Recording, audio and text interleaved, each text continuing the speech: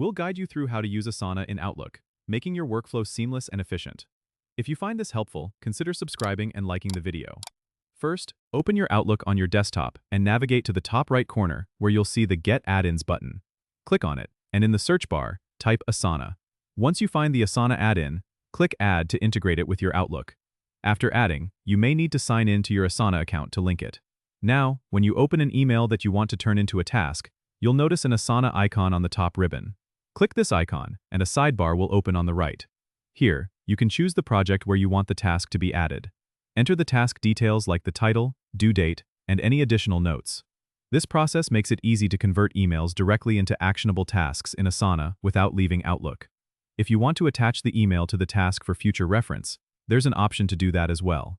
You can also adjust task settings such as assigning it to a team member directly from the sidebar.